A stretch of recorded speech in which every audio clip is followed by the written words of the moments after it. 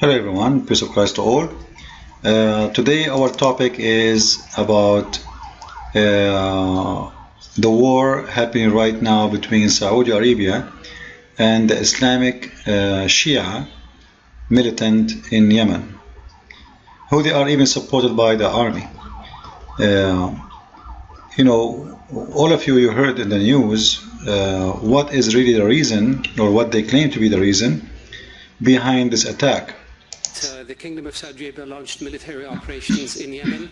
The objective is to defend the legitimate government of President Hadi from... So the target is to defend the legitimate president. You know, it's very funny when someone, he is the ambassador of Saudi Arabia, he speak about legitimate president. You know, president means somebody is elected, right? So what make him legitimate? Because he is elected. Now, is your king is elected? That means you admitted that your king is not legitimate, right? Because he is legitimate by election. A country who did not even have a name until now. Do you know that Saudi Arabia is the name of the country, king last name? The whole country is not even allowed to have a name. It should be called the Arabian Peninsula. They changed the name to make it Saudi. Saudi. This is not the name of the country. So those people, they hijacked the country, they controlled the country, they took even the name of the country, they enslaved the people of the country, and then they speak about who is legitimate, who is not legitimate. So for sure this is a false excuse and have nothing to do with the truth. So then what is the truth? What is behind this attack? Some they say they are worried from Iran to be next door. Maybe let us say this can be true. But you know what? Why you are worried about Iran to be next door if Iran is next door anyway? If you look at the map, as you see in the map, Iran is just a few kilometers away from Saudi Arabia. It's not really far.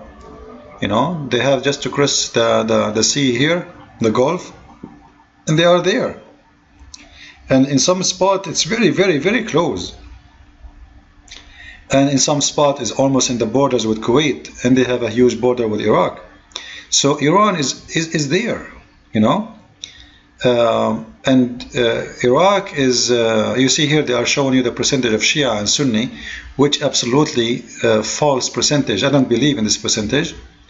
I believe the percentage in many of those countries are a lot more bigger than what they are saying here.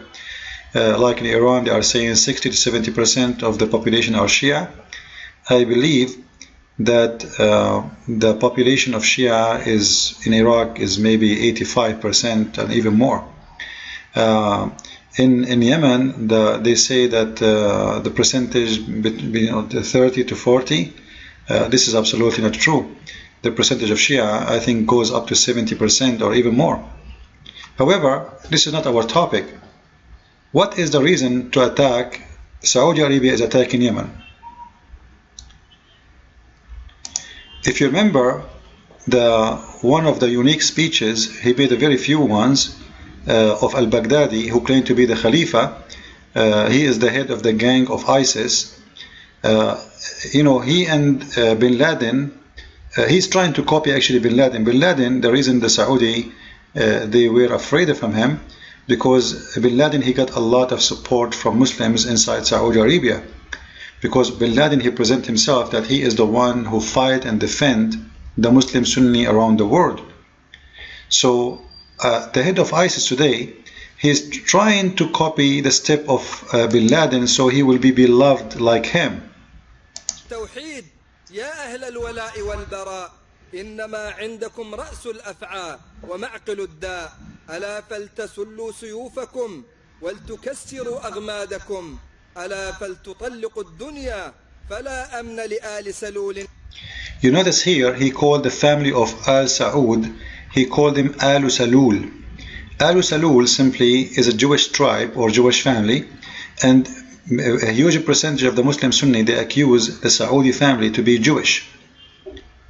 So in here, the Saudi family, they have a weakness because they have a root to be Jews. And that is a big accusation is used against them by the Muslim Sunni. In every move they do, they try always to link between them and the Jews, to say that they are Jews. This is why you see the Saudi family, they go extreme and donating money to spread Islam, just to prove that they are not Jews as you think. We are not. Look what we are doing. We build mosques everywhere. We build mosques in America, in every corner in New York. We donate to build mosques in France, in England, etc. So the Saudi, they know that there is a big threat. And when I'm talking about the Saudi, I'm not talking about the citizen of the kingdom of Al Saud. I'm talking about the royal family. They know there is a big threat, and they know that they are losing ground. So when the issue happened with the Shia in Yemen, the Saudi family, royal family, who by the way they are not royal. There is no families in the Middle East are royal. You see, if you look at the map here, you will see that many of those countries, they claim to be, they are ruled by who they call themselves royal family, but none of them is royal. Like the royal family of Kuwait, they are not royal, they are just a bunch of Bedouin, they have some money. And they got money by the support, actually, by the British people. You know, they own a land where they found a lot of oil in it. So the British people, they told them, we can make you king and princes. Just give us the right to dig down and get the oil. And this is what happened exactly in Saudi Arabia, etc. Those people, they have nothing to do with royal. They are a bunch of Bedouin. They used to take a shower once every 10 years. And none of them is a prince or princess. But today, they take a shower with milk and perfume. For sure, this is, because of the favor of the black gold.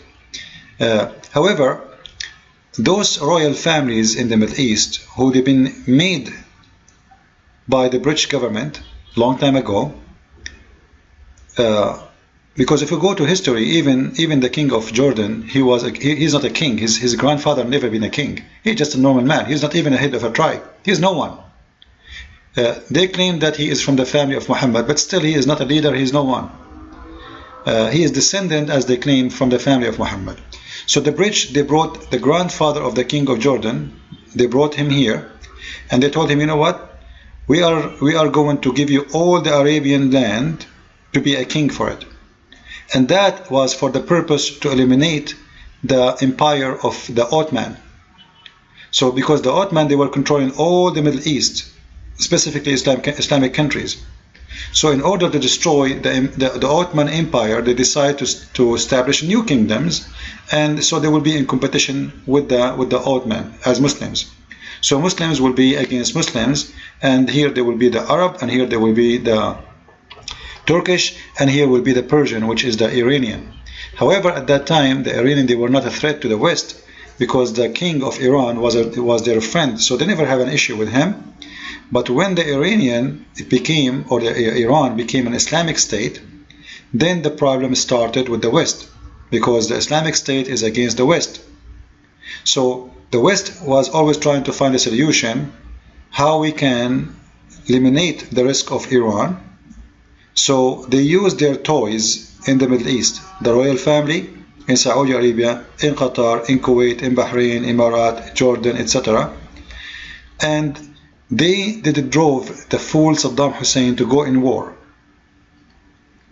And that war went for almost 8 years, make the country of Iraq exhausted and Iran exhausted. However, Iraq at the end of the day is no match to Iran. So Saddam Hussein at the end, he have to give it up. He have to sign a peace agreement with Iran. And at the end of the war, he noticed that he was a stupid fool. And the kingdom of Saudi Arabia, or the royal families in the Middle East, they used him.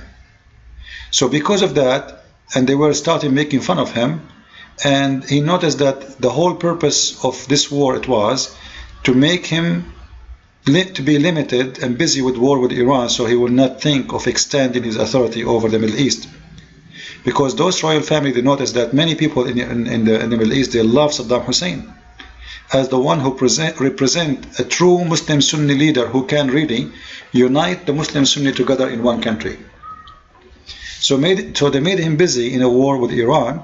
When the war is over, Saddam Hussein, he wanted to prove to them that he is not weak as you think. Yes, I have a war of 8 years, but I still can do things. So he occupied Kuwait, which was the biggest mistake of him.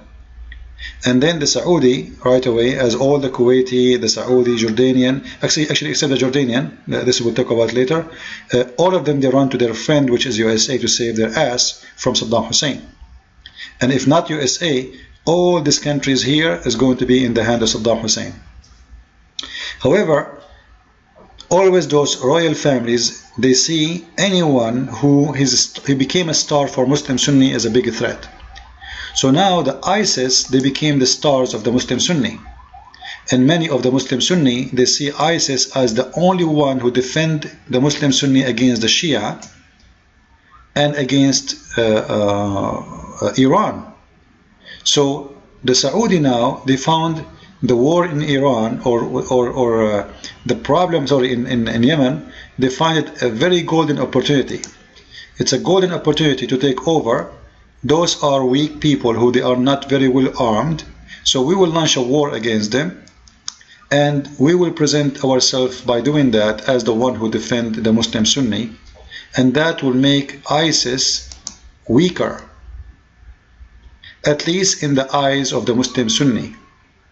They will not be any more attractive. They will not be the only one who is fighting the Shia, because then look at us now. We are the Sunni Saudi. We are the one is fighting the Shia.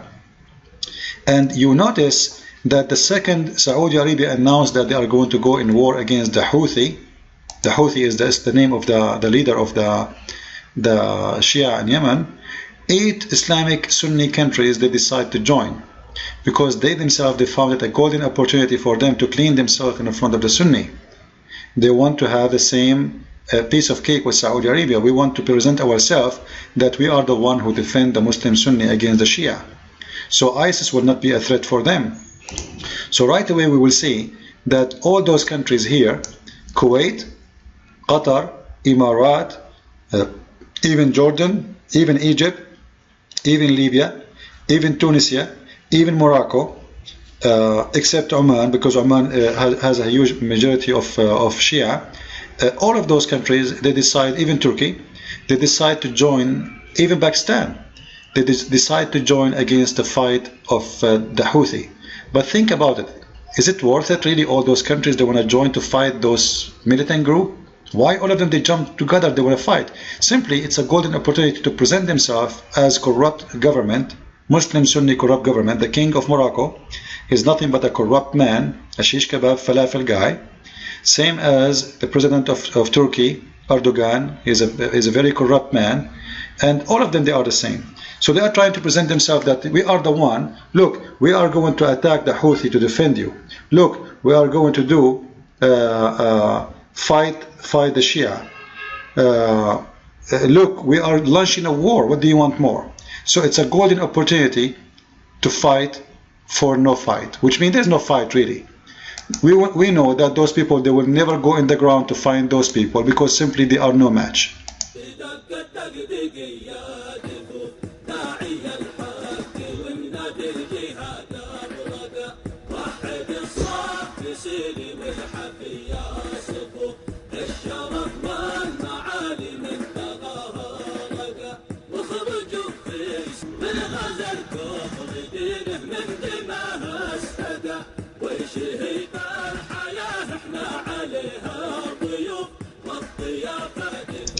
So to make it simple, those are very savage, if we can say, in the meaning of they are Bedouin. They grow up with their weapon. They live in the mountains. They have no education, and you cannot fight them in the ground. You cannot. The Saudi family, the Saudi government, the Saudi army, they are coming from a wealthy country, and always when you are coming from a wealthy country, you cannot go in the ground and fight with those people. You can hit with airplane, you can do whatever you want, you can play this game, that Atari game, a computer game. But when it's come to the ground, those people, they will win for many reasons. Number one, this is their land. Number two, you are attacking them, they are attacking you, which means you are wrong, they are right. Number three, you have no reason really to attack them, except just to protect your government, but they are protecting their houses. Those people, they are Bedouin, and they will do whatever they need to protect themselves. I hope you learned something with this video. Thank you very much, and God bless you.